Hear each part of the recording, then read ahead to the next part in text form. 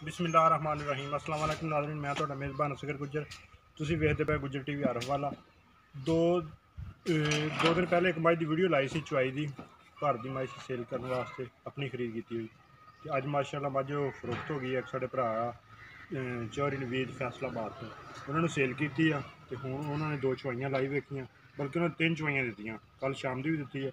हुण मझ डाला आ गया तो असीं लोड कराने लगे हैं। तो भरावां नूं साडी वीडियो ते जिन्हां भरावां ने साडा चैनल नहीं सबसक्राइब किया उन्होंने की गुजारिश है कि साडे चैनल नूं करो सबसक्राइब, नाल ही बैल का बटन दबाओ ताकि हर आने वाली नवी वीडियो नोटिफिकेशन साडे भरावां नूं मिल सके। नंबर है साडा 0355 72 355, यही व्हाट्सएप ते यही ईमो का नंबर है। उम्मीद करना कि वीडियो आएगी भरावां नूं पसंद। मझ लैके आओ जी। हाँ जी, डाला माशाअल्लाह आ गया जी। डाला नंबर सिंध का नंबर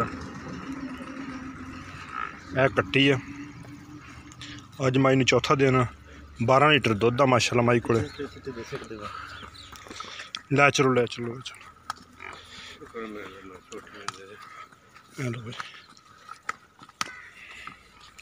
2,20,000 रुपया दे लाया सी रेट। 2,10,000 की सेल हो गई है।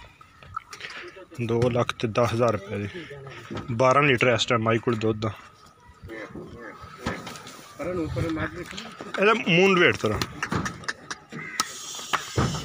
ठंड तो बचा के उत्ते मारे ला ला।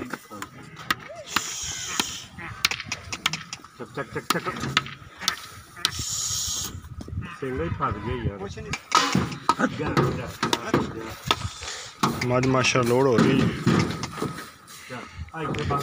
बड़े बड़े कद च चुवाई करके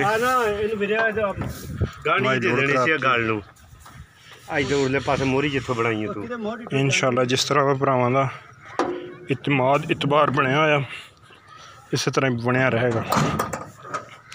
अगर ऑनलाइन कोई आना चाहे तो ऑनलाइन लै सकदा, अगर इत्थे आके आना चाहे तो मोस्ट वैलकम। भरावां नूं आओ, जानवर वेखो, रवो साडे कोल, 2-3 चुआइयां करो।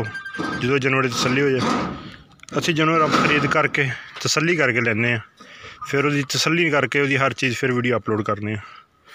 उसकी चुआई उसका दुध जो दसीए भरावां इंशाअल्लाह वही निकलदा। तो उम्मीद बड़ी वीडियो आएगी भरावां नूं पसंद।